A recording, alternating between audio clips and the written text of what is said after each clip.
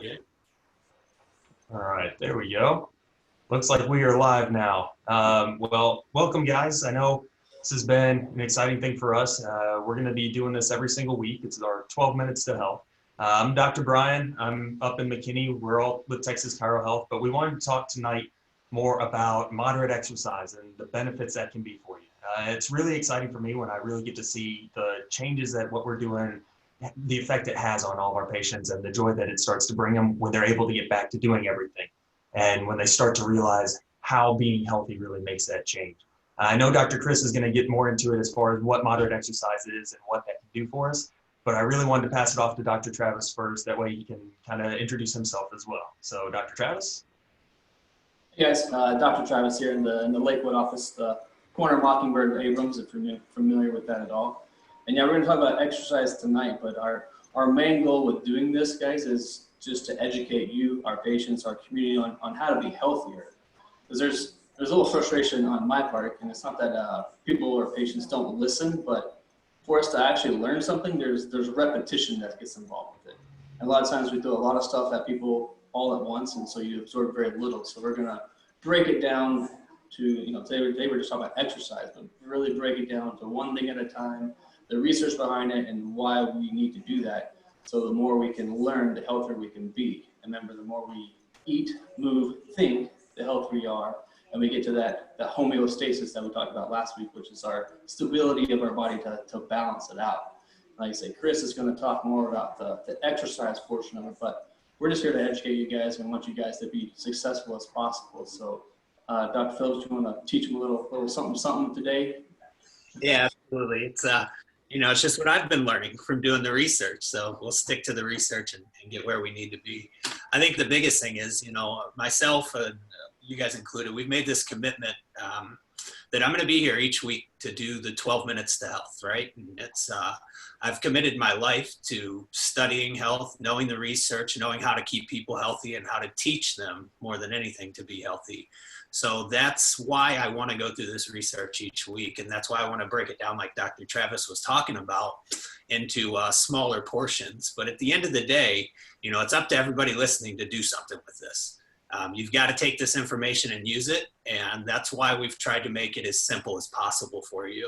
I'm going to go ahead and share my screen right here with you guys. I put some things together. Can you see that okay? Yeah. Cool. All right, so let's talk about exercise. There's all kinds of different exercise out there, and I know because I've lived all kinds of different exercises, right?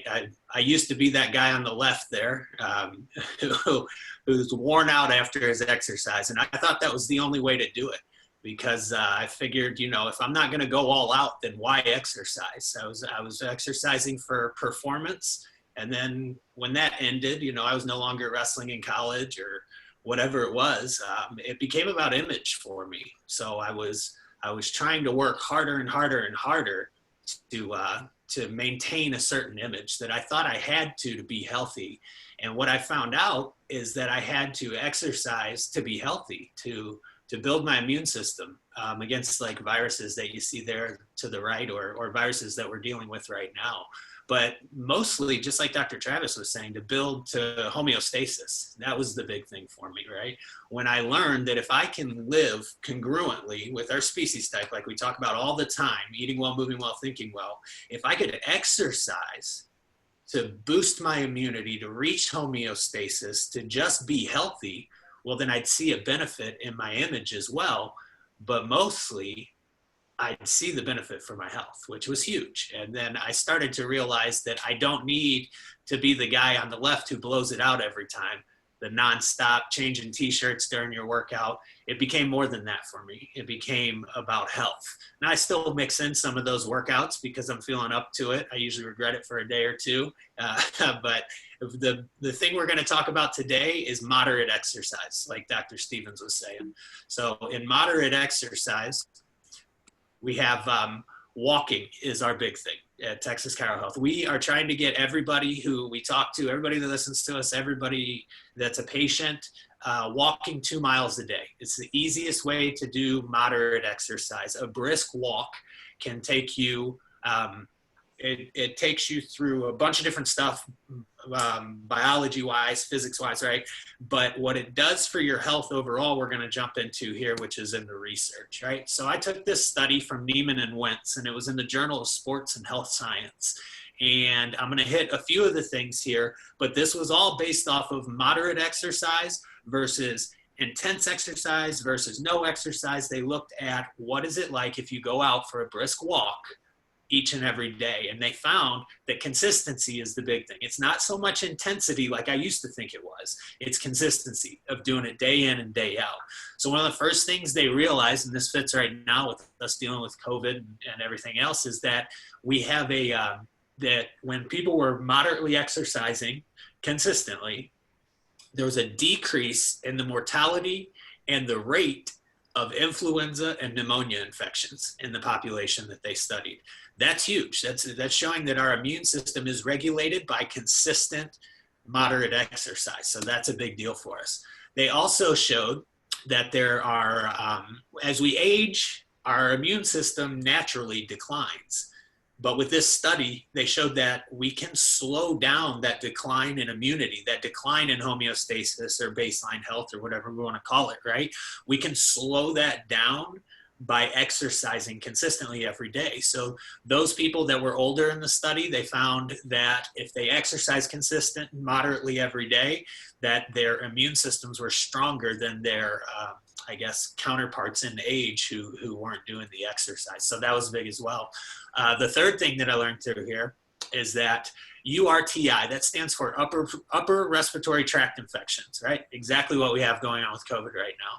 When people who were exercising moderately and consistently contracted some sort of cold or flu or the upper respiratory tract infection or whatever it was, they were sick for 50% less time than those who weren't exercising. And that also outperformed most medications that we have on the market. I watched a commercial the other day. It was just for one of the flu medicines. I forget which one it is, but it claimed that it cut down the time you were sick by 30%. Well, exercise does that plus 20%, which is a really big deal. So we need to be on top of exercising consistently and moderately every single day. The last thing that I'm going to point out from the study is that you have a decrease in chronic inflammation and diseases associated with chronic inflammation. So where they would show in the study that if you exercise once, and whether it was intense, moderate, whatever it was, you created some inflammation, but that inflammation was okay because long-term, it lowered the chronic inflammation in your body. And when you look at chronic inflammation, you're talking about every disease that's out there, right? We're talking about obesity, heart disease, diabetes, cancer, you name it. There's a link to chronic inflammation.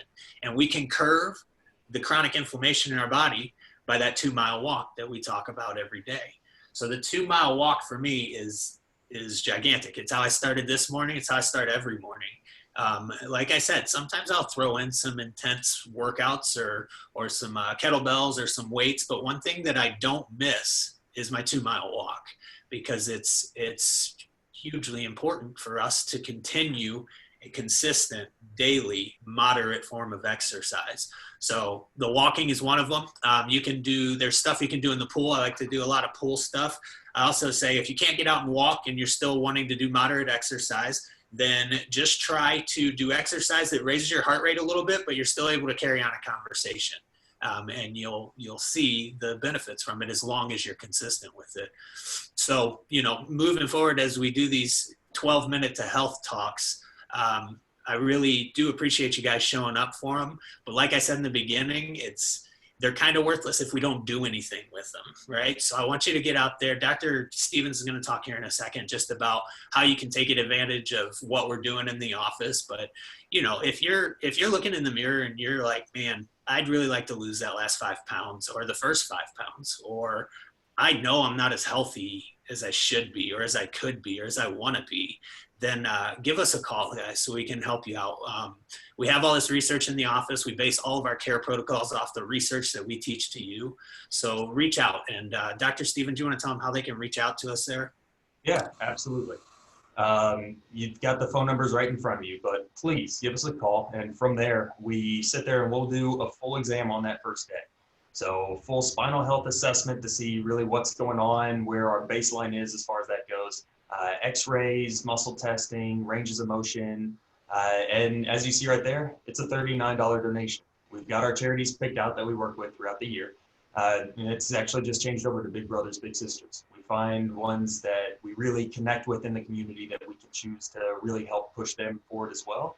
And that's what we donate all that first exam towards. Now, if it's not even just spinal health that you're focused on, but overall baseline health, we can certainly do what's more like a baseline health risk assessment and even look at doing 90-day health style plans. It's just what you really need to do is give us a call and we'll see how we can help you from there. Cool. Dr. Travis, is there anything you'd like to add to that? Yeah, man. Going for a walk, guys, is free. Right? And so weather's pretty nice right now, especially in the evenings and the morning. So, get out there, get some walking done. Make sure you hydrate, drink lots of water. I'm sure that's another topic we'll talk on in the future. And if you're dealing with anything, guys, or have any questions, let us help. That's why we're here. So give us a call, come in, whatever you like to do.